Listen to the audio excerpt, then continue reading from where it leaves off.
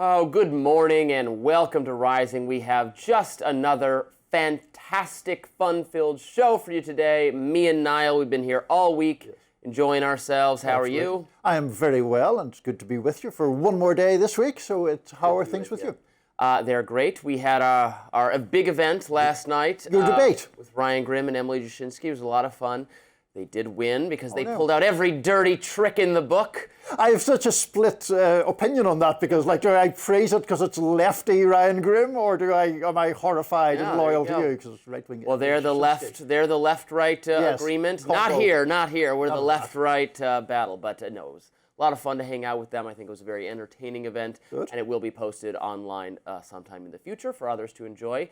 Afterward, we went to a karaoke bar across the street, and I belted out a few notes of my own. Do you have a karaoke party piece, so to speak? Yes, but it's a real buzzkill, and I didn't perform it. It would be Creep by Radiohead. Oh. Love that song. That's a great song. Yeah. It's fantastic. All right, let's get to the actual stuff that's going on, I guess. Much news to get to, but before we get to the other items on our agenda, Robby, what is on your radar? Well, is there only one principled person left in the United States Senate? Senator Rand Paul is again making his case. President Donald Trump can have his war with Venezuela, with Venezuela's government, but he has to come to Congress and receive authorization. Why? Because that's what our Constitution demands. Here was the senator. I kind of like to obey this thing called the Constitution. The Constitution says that war only occurs when it's declared by Congress. The president doesn't have the power to take the country to war. Now, if he does, he wouldn't be the first president to disobey the Constitution. But I think we should obey the Constitution because I think it makes war less likely. This would be a war of choice. It would be an offensive war, albeit a war to get rid of people most of us find distasteful. But it would be unconstitutional for the president to do this alone. So if he thinks he wants war with Venezuela, he should come and ask for permission from Congress the way it was intended. Paul is right. This is not complicated. The Constitution gives Congress, not the president, but Congress, the power to declare war. That means our elected representatives need to take a vote after carefully weighing and debating the arguments for or against this war. Then, if the American people don't like the choice that their elected representatives made, we can hold them accountable and vote those people out of office. In the past, presidents have had no trouble securing authorization to conduct wars against actual threats to our country. For instance, after Japan attacked Pearl Harbor, President Franklin Delano Roosevelt asked for a declaration of war, and he got it. It was nearly unanimous, just a single no vote in the House, unanimous consent in the Senate. Congress is not unreasonable. They gave the president the green light to fight Imperial Japan and Nazi Germany. Now, Venezuela is clearly not a threat to the U.S. on the same level. Still, Venezuela's leader, Nicolas Maduro, is a socialist dictator who has immiserated his people. We would certainly be better off with him gone. It may be in the interest of U.S. foreign policy to orchestrate his ouster. I'm open to being persuaded, but Trump needs to actually make that case to the legislature. Our founders did not intend for us to have a one-branch government. It's clear that Congress's duty is to declare war, and then the president is tasked with executing on that vision.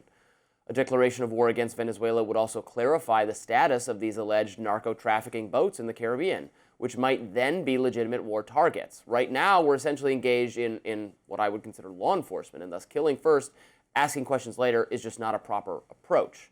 Now, to be clear, Trump's current course of action of sidestepping Congress is not remotely unique to him. Countless presidents have ignored the Constitution's requirement and engaged in military action without proper authorization. But as Paul has patiently pointed out again and again, that does not make it okay now. Let's watch again. The fact that 10 presidents have done it incorrectly doesn't make it right. Our founding fathers were united to a person. All those who signed, all those who debated over the Constitution, the Federalist Papers, were unanimous that Congress should declare war. No president should on his own. Now, we have disobeyed that, but we do have the ability, if Congress rose up in a clear two-thirds majority and said no, we could overturn any veto. Now, imagine if Trump did manage to bring this issue before Congress. In one fell swoop, he could actually shut up all his leftist critics about shredding the Constitution and destroying the rule of law and endangering our democracy. He could be the president who actually did it the right way. Food for thought, Mr. President. I largely agree with that. We'll get to your closing thoughts in a second. But certainly the idea that Congress has the power to make war and a president does not unilaterally have that power, that seems clear to me. I also think Rand Paul, who would have very different views to me in various other issues, I think those are legitimately things that, he legitimately stands up for his beliefs in this. Like his father before him. Yes. Good old Ron Paul. Good old Ron. I'm old enough to have covered one of Ron's presidential campaigns. I can't remember, 2008, I think he ran. But in any event, the point, I think, is that part of Trump's reluctance is, I'm sure, just Trump's general instinct that he can do whatever he likes and it doesn't matter. The other part, I suspect, is it seems to me he just wouldn't win a vote, right? Because in the House, where Republicans only have an extremely narrow majority anyway, I would imagine Democrats would vote unanimously against. And so you would only have to win over a very small number of Republicans to sink the whole thing. It's not like even, you were mentioning some like Pearl Harbor in the past, but even in the Iraq War vote, which was very controversial, you had about 80 Democrats in the House, and I think more than 20 Democratic senators vote for it. Turned out to be the wrong vote politically and substantively, but nonetheless there was that element of bipartisanship. Right. I don't think you would get any of that now, and that's not only a product of polarization, it's the fact that people, rightly in my view, see no reason to go to war with Venezuela. That would be a good sign that we shouldn't do it then. Yes, if they won't vote for it, that would be a great reason not to do it, particularly at a time where the Republican Party's fortunes are fading a little bit. Donald Trump's approval rating is low. The expectation is that the midterms would go badly for them, albeit that's a long way off and there's still time to improve things. The economy is not what Donald Trump promised. Voters who came in to the coalition are not. I don't think they're necessarily having buyer's remorse. I'm not sure they're saying we're so upset that we didn't vote for Democrats. They're just not happy with what is being delivered to them. And this would be a great sanity check that more foreign entanglements would not be a good idea. The Iraq War is a great example of why this should be brought for Congress. It was argued and debated in Congress, and you had, it was not a totally partisan thing. You had many Democrats who did support the declaration of war, and then they could be held accountable later. That hurt Hillary Clinton, that she supported it. That hurt her in her primary race against Barack Obama in 2008. That is a vital component of our democracy because all of these people, it's like their hands are clean. They can just wait to see how it goes. They can get the best of both worlds. They can, if it's popular, they can say, oh yeah, well, we support it. It's great. We love Mr. Trump. Yep. If it's not popular, they say, well, I didn't vote for it. That's bad. Right. That's bad for us holding them accountable. And I think that's presumably one of the reasons why, with the exception of people like Rand Paul or Thomas Massie, there hasn't really been a particularly strong push from Republicans to have such a vote because it would place them in a difficult position. They would either have to go against Trump's perceived desires or not. And that is something, that divide is something. On one level, you'd think, I would expect them to be upset that so much of their power and responsibility is being usurped, not just by this president, but by every president in modern times. Really, our founders thought of the legislator as the Congress as the main branch of government. The executive and the judiciary very much side partners, and that has rebalanced to where the president is by far the executive by far the most powerful branch. The court might be more powerful than Congress, frankly, at this point. Congress doesn't care. It's so strange. It is. It has really ceded enormous power. And of course, not only Trump, but people around him like Stephen Miller are more than happy to grab that power when it becomes available.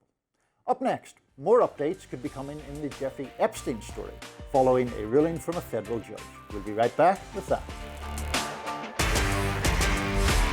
More revelations about Jeffrey Epstein may be on the way soon, after a federal judge ruled this week that secret grand jury transcripts from the 2019 sex trafficking case can be made public. The judge reversed his earlier decision to keep the material privileged. At the time, he had called the approximately 70 pages of grand jury materials a, quote, merely hearsay snippet of Epstein's conduct, but he's now changed his tune Wednesday, citing the Epstein Files Transparency Act, passed last month, that requires the government to disclose its files on Epstein and Ghislaine Maxwell. And this isn't the first judge to cite that new law in recent decisions. Just a day prior, a different federal judge ordered the release of records from Maxwell's 2021 sex trafficking case. And last week, a third judge in Florida unsealed the transcripts from an abandoned federal grand jury investigation into Epstein back in the 2000s. In response, Democratic lawmakers are celebrating the speed with which the new law is being implemented. Congressman Ro Khanna of California, writing on X, "American democracy is working. A third judge just ordered the release of files because of Representative Massey and my Epstein Files Transparency Act." And Democratic Congressman Jamie Raskin went on MS Now last night to say this. These judges are very strictly implementing the legislative intent behind the statute. The truth is going to come out now under this law, and there is a tremendous momentum behind the disclosure, not just of the grand jury records, but of all of the discovery materials. We're talking about hundreds of thousands of documents that are going to be released. Meantime, the DOJ has yet to release the majority of the files under their purview. The deadline for that to happen is coming up on December 19th. According to CBS, several of Epstein's survivors have teamed up with a group of congressional Democrats to ask the DOJ's Inspector General for an independent review of those case files to determine if they have been tampered with or concealed in any way. The judges are doing what this new law instructs them to do, and that's a good thing.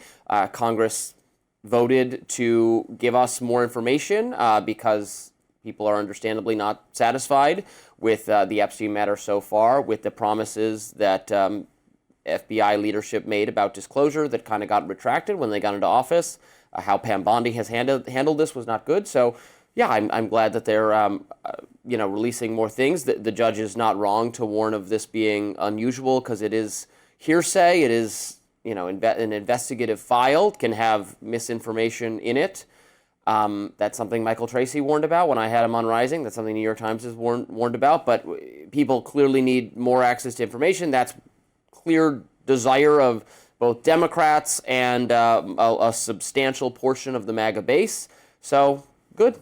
Yeah, I think that's good. I think that's right. I think that it'll be interesting to see whether all of the material in government files generally is released, because of course this covers grand jury proceedings, and some of those grand jury proceedings are fairly abbreviated. There's one of these cases where, according to reports, it was simply an FBI agent kind of walked into the grand jury and said, "We've got this, and this," and sought an indictment.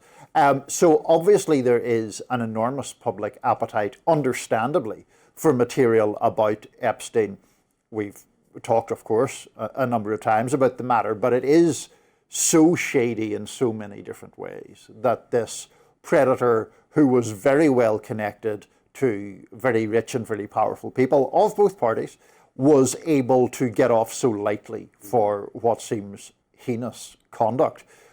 Obviously, people are curious about that. I'm glad, actually, that curiosity has been now fairly across the board, I would say.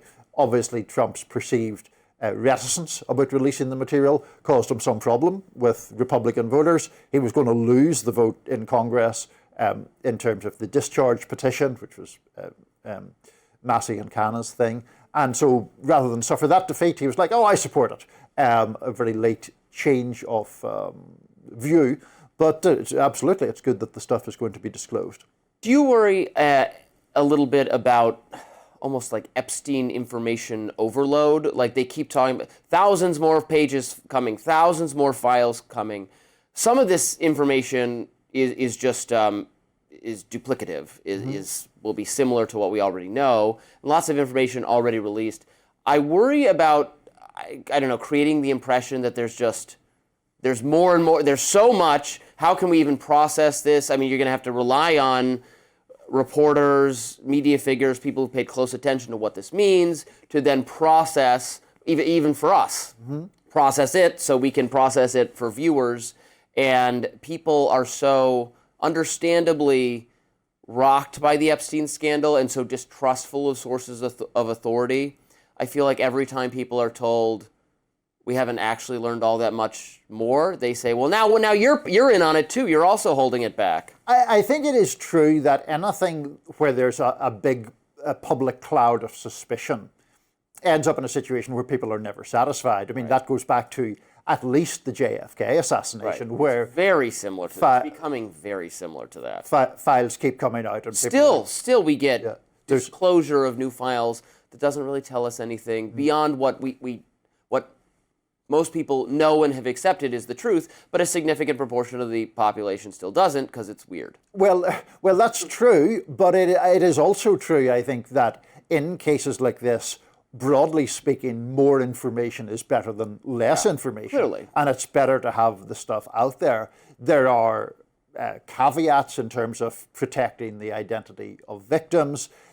Something that I think does have a downside is the guilt being imputed if people simply knew Jeffrey Epstein. Now, if people were in close contact with him, of course, they should answer questions and they should be asked to clarify what the nature of that relationship was. Depends on when they were close with him. Right.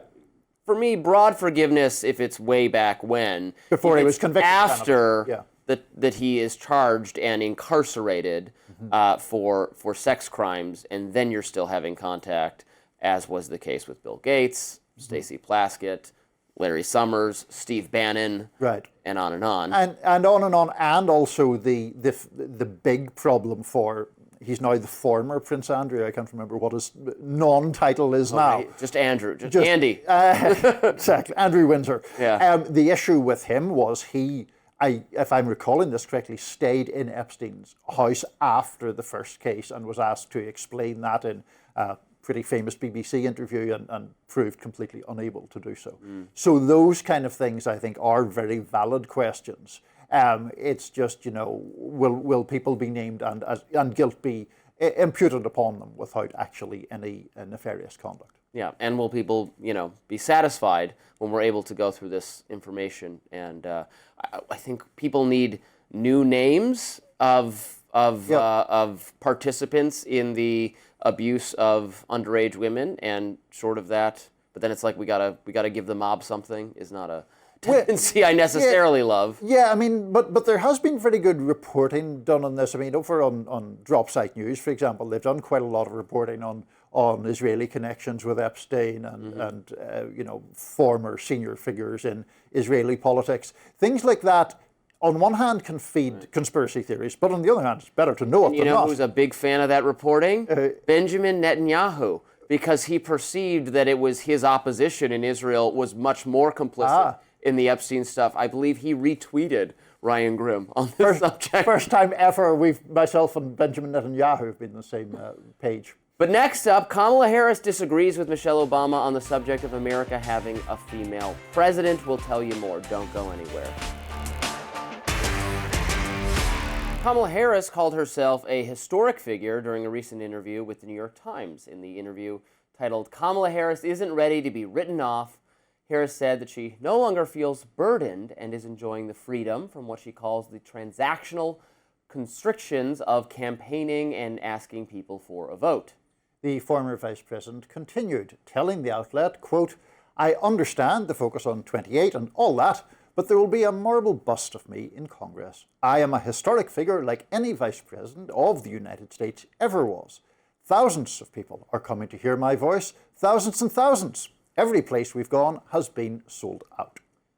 Harris said she believed the country was ready for a female president, apparently disagreeing with former First Lady Michelle Obama on that matter.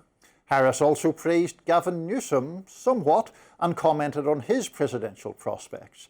She told the Times, quote, "He has to make that decision if he wants to. First, I think Gavin is very talented. I really do." She did go on from that quote to say that she thinks they have a lot of very talented people, so she wasn't fully on board the Newsom 2028 bus, but we shall see. Somebody said this, somebody tweeted this, and it's very accurate, and I forget who said it, that she keeps saying she wants to speak, but she has nothing to say. It's just very vague. Kind of, yes, there will be a marble bust of her because she is quite literally a historic person, because there's only been, well, there's been more vice presidents than there's been presidents because they've switched the ticket. I don't know, there's been 60 or 70 vice presidents, something like that. Somebody can tell me the exact number. And she's one of them, and good for her. And she's the first one to be a woman. Good for her.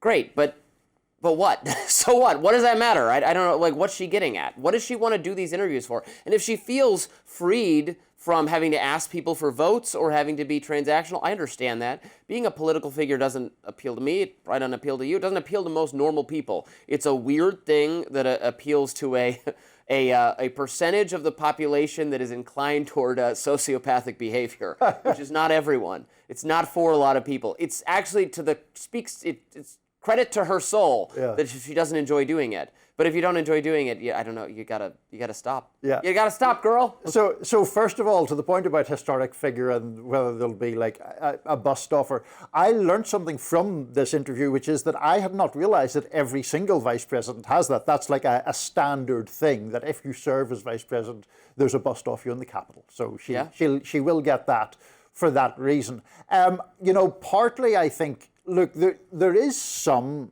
public appetite for her. I mean, she has sold apparently 600,000 copies of the book, which I was frankly a little bit surprised by. A lot of copies of a book in this day and age. Yeah, and I hadn't thought that there was necessarily that appetite. That being said, I do think the interview pointed out some of her political weaknesses as well. It was Shane Goldmacher who wrote it, and he had some line in it about how she answers every question as if it's a deposition and the evidence is about to be used against her. That is true. And there is You're that collecting her thoughts, even for very simple questions. Right. And to that point, she was asked about, what direction do you want the Democratic Party to go in? Should it be more left? Should it be more centrist? And she said that even though she acknowledged it was corny, she thought the party should be for the people, which of course is also the slogan of her was the slogan of her previous campaign. That stuff I don't think really impresses too many people, even on the left. Because you need to answer, it is a very important question for the Democratic Party. Right. It could go one way or the other. You can argue that they're not totally mutually exclusive, or you can select issues that would appeal to both of these factions, but you're going to have to pick a direction. I suspect the primary race for the 2028 candidate will be lanes of people wanting to be AOC, left, Bernie populism, more moderate approach, some, that's just standard what happens. Maybe Kamala should have learned from what happened last time that she didn't really have a lane, or her lane was like a very surface level cultural identity-based progressivism, but not leaning into the left in any other way. Well, absolutely, and that has always bedeviled her, an uncertainty even among people who are broadly ideologically sympathetic, and certainly Democrats who aren't quite sure what she stands for. Up next, what President Trump is saying and doing when it comes to CNN. That should be concerning to everyone, in my opinion, so I'll discuss it in my notes. Stick around. Welcome back to Rising. Niall, what's in your notes today? Well, Robby, President Trump held a roundtable discussion at the White House yesterday. At the end of it, he took questions for quite a while from reporters.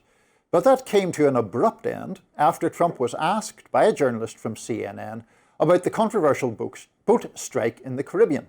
The CNN journalist said accurately that Democratic lawmakers were pushing for full video of that strike to be released. And here's what happened. Well, I'll tell you, I don't know about lawmakers. Which lawmakers are you talking about? Mostly Democrats are talking about trying to release it. I mean, the people that you work for, the Democrats? You know you work for the Democrats, don't you? You're basically an arm of the Democrat Party. Thank you very much, everybody. I appreciate it. Now, on one level, that's pretty standard Trump behavior. The president evading a legitimate question, trying to browbeat the reporter, and for all his macho posturing, running away. That's how I see it. I also understand that his jabs at CNN delight many conservatives who cheer him on. But yesterday, and today, and tomorrow, what Trump is saying and doing in relation to CNN should concern everyone, very much including those conservatives who purport to care about the heavy hand of government. At issue are rival bids to buy CNN's parent company and Trump's very open desire to meddle in that process. If you haven't been following the corporate shenanigans, a quick summary. CNN's parent company is Warner Brothers Discovery, or WBD. A few days back, a deal was announced between WBD and Netflix. Netflix would buy much of the business, but it would not include CNN in that deal. Then on Monday, Paramount entered the picture. It launched a hostile takeover bid hoping to thwart Netflix. And here's the important part, the Paramount bid is for the whole company, including CNN. Now, why is this so politically vital? Because Paramount is led by David Ellison, the son of Larry Ellison. Larry Ellison is one of the richest men in the world as co-founder of Oracle, and crucially, he is also a friend and ally of Donald Trump. The younger Ellison recently took ownership of CBS News, which is already showing signs of a rightward shift. Does Trump have leverage on the CNN matter? Oh yes, he certainly does. The Justice Department, led by MAGA loyalist Pam Bondi, could block the Netflix deal on antitrust grounds. And that would clear the way for the rival bid, delivering CNN into the hands of Trump's friends, the Ellisons. Two more details. The Wall Street Journal reported earlier this week that David Ellison has, quote, offered assurances to Trump administration officials that if he bought Warner, he'd make sweeping changes to CNN, end quote. And get this, his bid is also backed by a private equity firm led by the president's son-in-law, Jared Kushner. This sounds all very Pravda, or Ministry of Truth. So it's just as well we have a president who rises above such selfish concerns and remains impartial, right? Well, I'm not involved in that. I will be probably involved, maybe involved in the decision. It depends. You have some good companies bidding on it. I think the people that have run CNN for the last long period of time are a disgrace. I think it's imperative that CNN be sold, because you certainly wouldn't want to put people, just leave those people with some money, good money, and CNN so that they can spend even more money spreading poison because it's lies. Again, only one of the two bids on the table involves CNN being sold. What Trump is arguing as imperative here is the selling of a major news organization to his friends because he doesn't like its coverage. Of course, that's causing outrage among liberals. But if you're a principled conservative and you think a president should have that power, what? Why would you think that? Even media rivals to CNN see the dangers. Here's Ari Melber of MS Now, previously MSNBC, recapping Trump's recent history of media interference. He's tried to sue the messenger, and he got some strong-arm settlements from media companies. He tried to cancel the messenger, the failed bid to get Jimmy Kimmel fired. He tries to bully the messenger, lashing out at reporters with insults and attacks that would have seemed completely like another place, time, or country in any other era. And Melber, who was speaking presciently on Tuesday before Trump's White House performance yesterday, put the argument exactly right. Yeah, the First Amendment protects the Ellisons too. They may buy and run media how they see fit. An honest First Amendment advocate defends their speech and media, or MAGA media, or Fox News, right along with everyone else's free speech. But the problem does come in if the federal government, Trump, abuses power to interfere in this free market, trying to distort what you see, what you hear, to help his own government. And that's at the cost of free speech and perhaps the truth itself. You can argue about the flaws of any news outlet. We all have them. But we can't have a free media or an authentic democracy if the people who deliver the news are in the president's grip. And that's why plans by Trump for CNN cannot be allowed to stand. Well, I agree completely, but this is a demonstration of I would argue, the validity of my ideology. I have never wanted these large decisions made by private companies to be subjected to the whims of political or governmental forces.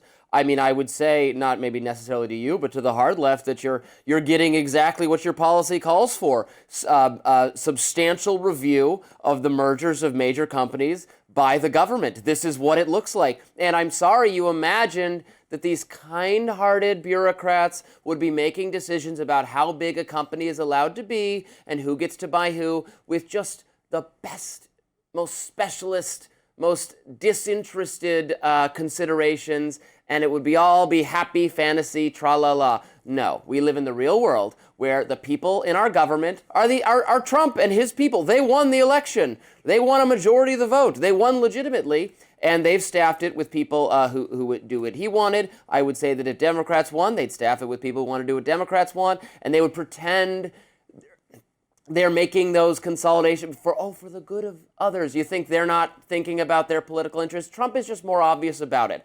I think it's wrong. I would not give the DOJ or the FTC or the FCC any power over any of these things, and then we wouldn't have a problem. Robby, I enjoy the flair and elan that you bring to these arguments. Yes. But you can't seriously contend that Trump's view of how to use the levers of government power is the same as Joe Biden's or George Bush's or Bill Clinton's. He clearly seeks to use regulatory power or executive power in a much more muscular and obviously selfish way. I think he uses it in a more obviously selfish way. I'm not sure he uses it fundamentally differently from, those people might not have had the imagination to do it in the way he has, or there might have not been the opportunity. The federal government wasn't as powerful in the 90s as it is now.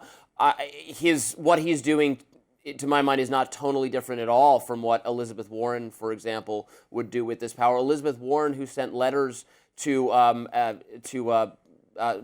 social media platforms and news providers saying, "Why do you have Newsmax in your offerings? Take it down. Why are you putting up a platform that has someone who said something about COVID I don't like? You should take that down, or we're going to look at what legitimate arguments we have to stop you." Trump is doing it to benefit himself personally. Which is a very important difference to you. It's not an important difference to me. It's obviously different if you're protesting what you cast as misinformation about public health versus this media organization criticizes me, therefore I'm going to take it away and give it to my pals. That's a different thing. I'll have to let it stand there. Next up, CNN's Jake Tapper pressed Senate candidate Jasmine Crockett on her past comments about Latino voters. Stay with us. CNN's Jake Tapper confronted Representative Jasmine Crockett on air over her comments about Latino voters. Crockett has been in the news this week, of course, after announcing she's running for Senate. Some of her critics brought up comments she made last year following the presidential election, where she appeared to suggest that some Latino voters who voted for Trump have a, quote, slave mentality. Tapper read that quote to her and gave the Texas Congresswoman a chance to clarify her comments. Around 1 million Latino voters in Texas were voting for Trump. Do they all have slave mentality? No, and that's not what that said at all, to be clear. It did not say that every Latino has that type of mentality. No, but the ones that vote for people who believe in strong or Trump's immigration policies. So I don't believe that the people that voted for Trump believe in what they're actually getting. That is number one. What Trump said is that he was going to kick out the bad guys. And that's what I was talking about. Meanwhile, a report from News of the United States says Crockett actually received encouragement to run for Senate from an unlikely source, although it's maybe not that unlikely if you think about it. The report claims Republicans did want her to get in the race because they believe she'll be the easiest opponent to beat in the general election. It reads, the National Republican Senatorial Committee put out a poll in July with Crockett's name included, which showed her as the leading Democrat in a hypothetical matchup. The fact that Crockett was included in the poll, no accident. The Republican efforts, of course, didn't stop there. What one source dubbed an AstroTurf recruitment process, the NRSC had allies that were seeding these new polls pretty aggressively into progressive digital spaces. That report got mixed reactions online, with some more skeptical of the alleged Republican strategy than others. Maryland State Senator Justin Reddy says, quote, after years of Chuck Schumer doing stuff like this and the DGA, which I think is the Democratic Governors Association, with similar activity, hard to be too critical here. Pretty smart move by NRSC. But former California Assemblyman Sebastian Ridley Thomas says she can win. Race won't be easy for Republicans. I mean, she can win. It's not possible. out of the realm of, things that could happen. I think she would have a much more difficult general election against the Republican. It kind of depends who the Republican is. It could be the incumbent, John Cornyn, who I think would be favored to win a general election. He's up against a primary challenge from Ken Paxton, who's a much more scandal-ridden figure, though very popular among MAGA. It could be that kind of Carrie Lake effect going on, very much so. I think she'd be a very flawed general election candidate, so I see why the Republicans want her. This is fair game, I agree, because Democrats have done the same thing to boost up. There was that Peter Meyer, who was a Trump-critical Republican in Michigan, who I actually quite liked, who lost a primary against a much more kind of out there, farther right candidate, who then went on to lose the general in this kind of close district. That happened last time in 2020. Maybe it happened in 2022 or 2024. So that kind of thing goes on. It does go on. One thing I would say, just as a general principle, is it's pretty risky for one party to try to decide who the beatable candidate of the other party is. That is true. They have often got those calculations wrong. Hillary Clinton. She wanted to run against Donald Trump. Right, exactly. See how that turned out. She thought she'd be safe enough. I mean, way back, Democrats thought that Ronald Reagan was too extreme or too right-wing to win the presidency. And 49 states. He won 49 states. Turned out terribly well. I'm talking of Hillary Clinton. I mean, the battle between her and Obama in the 2008 primary was largely her people trying to say, oh, Obama's certain to lose in the general election, vote for me. And, that was also wrong. So all of that is a problem. As far as Republican attitudes or critics' attitudes to Crockett are concerned, look, I think any Democrat has an uphill battle to win in Texas. Yeah. It's a state that Democrats have targeted for a long time, and they haven't carried it in a statewide election for years. And Crockett, yeah, there are issues about whether she could, expand the coalition. Some of the things she says, though, I think get mocked or criticized unfairly, like this thing about slave mentality. That is a thing that exists, I mean, the existence of so-called colorism in the black community, which is the perceived desirability among some black people for lighter complexions. I mean, that is very entangled with sort of self... Well, I'm not going to clutch my pearls, but is she saying that people... I just don't think it's a winning argument with minorities or anyone else, that you don't really know what you're voting for, and if you're voting for this, you have some generational trauma or PTSD, or you're lusting for more control, the kind we had, or that voting for Republicans is like putting, the slavers back in who were associated with the Democratic Party historically anyway. It's a silly... that's a quite distant history at this point. Exactly. That's why it's not a slave mentality to want... But in that interview with Tapper, though, she was distinguishing between making that observation about some people and saying that wasn't why every Latino, 1 million Latinos in Texas voted for that. Well, she's saying that she meant it in one way about a certain sliver, and she meant that other people voted for Trump because... thinking they were getting something other than they're getting. I think what she's really getting at is the idea that Trump would go after violent criminal migrants as opposed to just this much wider dragnet. Mm-hmm. Well, she is... Look, I think Democrats have an unusually strong potential candidate in James Tallarico, who's the other person in that race. He's done a lot of things successfully from a media standpoint. I do think he's someone who could possibly have some crossover appeal or win back some of the people that Trump has lost. And so blowing it on Crockett seems like an especially bad choice, given that that's who the alternative is. But that's the Democrats' a choice to make. Also, to go to what Jake Tapper did grill her here. Again, the idea that CNN is always going too easy on Democrats. Mm-hmm. Not Kaylin Collins grilled her on her idiotic comments about who Jeffrey Epstein was donating to. Yeah, the idea that they're not fair to, or that they're too hard.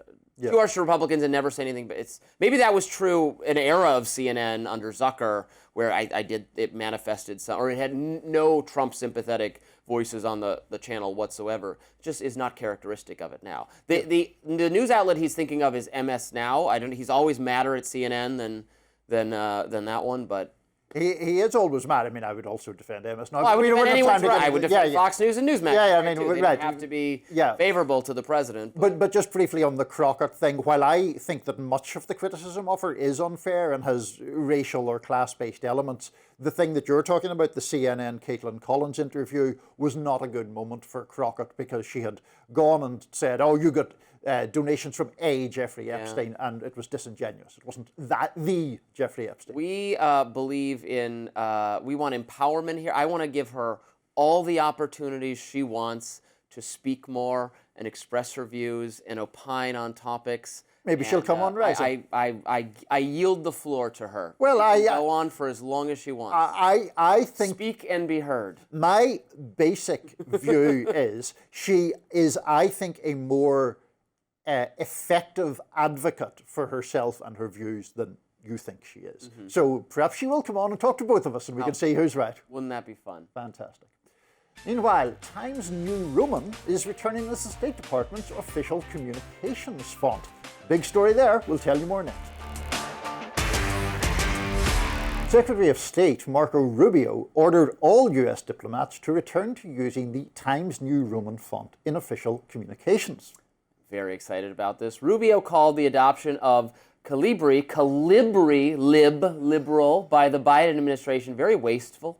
Per an internal department cable seen by Reuters, Rubio said this: to restore decorum and professionalism to the department's written work, products, and abolish yet another wasteful DEIA program, the department is returning to Times New Roman as its standard typeface. Rubio's directive under the subject line, Return to Tradition, further said this formatting standard aligns with the President's One Voice for America's Foreign Relations Directive, underscoring the department's responsibility to present a unified, professional voice in all communications. The Biden administration under Antony Blinken switched to Calibri in 2023. Blinken claimed that the modern sans serif font-like Calibri was more accessible for people with disabilities as it does not have the decorative angular features. You have strong feelings on this one, Robby. Yes, I do. Okay. Look, I don't hate Calibri. I do like Times New Roman better, and Times New Roman is a more standard font, and I think this move is fine. No DEI fonts being smuggled in here. Of course, there are a lot of other good ones we could try. You never forget your first. Yeah, Niall. This is true, Robby. Yes. My first great love, yes. The font that got away, the one I wish I could have spent my whole life with. It's a little font called High Tower Text. Oh. Love it. It was available only in previous versions of Microsoft Word. Okay. They don't offer it anymore. I wrote my first fantasy novel in the 5th grade in that font. I love her. I'll always think fondly of her, but she's not available anymore. Well, if we're talking fond fonts, yes. I'm a Georgia guy in that respect. I think that's kind of classic. I'm not a fan of sans serif fonts, generally speaking. I'm pro-serif, or serif, or however that's pronounced, and Georgia does have those, because I do think it makes the font look a bit more elegant. Times New Roman I find a bit boring. It is a bit boring. I mean, I would argue government documents should be boring. So it fits the ideology of the page. I have started writing in Google Docs. I don't know what fonts are available on different things. I found a font that I quite like that's a little bit reminiscent of High Tower Text to me, called Spectral. Okay. That I've been writing in, and it's a great name, Spectral, and I'm really enjoying it. This is a good relationship. It's a really solid relationship for It's a whole new era for you. Whole new era. Font era. Yeah. Look, I think that our control room. Yes, the maniacs that they are. We're saying papyrus. Yes, I don't know. We don't have documents written, in papyrus. You could have a funny little, like a letter. Yep. In papyrus. What's the runner-up? Ariel was the runner-up, apparently. I don't know what we think about that either. Boring. Yeah, it's a little bit. Also, our esteemed senior producer, Louis, we had a conversation yesterday because he read the story correctly, firstly, and then misread it and thought that Rubio was getting rid of Times New Roman to bring Calibri in, and Louis was horrified by that. It is horrifying. Well, it is. Look, you can take Calibri out for a night on the town. Yeah. You can have a fun time, but are you going to introduce Calibri to your parents? I don't think so. Can you start a family with Calibri? No. Okay, well, should Marco Rubio... I'm impugning Calibri's values. That's what I'm doing. Just to bring us back into a vaguely serious orbit here, is this something that Marco Rubio should really be spending his time worrying about in the middle of, a world aflame? It took 6 seconds. It's fine. The argument for... Now, I was not aware of this until this whole heated debate erupted. The argument for Calibri is that I guess the suggestion is that people with dyslexia find the lack of serifs there, as you can see on the screen, and the slightly bigger spacing easier to read and less confusing, less overwhelming than serif fonts like Times New Roman. I don't know. I should ask my fiance who speaks very good English, but learned that as a second language. What if there's some difference in? Clarity. Mandarin is his native language, so find out if there's some difference there. I guess I should find that out. Well, and report back your findings. This is what we need to know. We need to know where people stand on these fonts and what should be sufficiently official. Comic Sans, that's a terrible one. I feel that one gets constantly mocked. That, to you extend your analogy, that's like the girl at school who gets like made fun of all the time for like being a bit weird. Yeah, right? Just keep it away from my kids. Yeah. You can use whatever fonts you want within the privacy of your own home.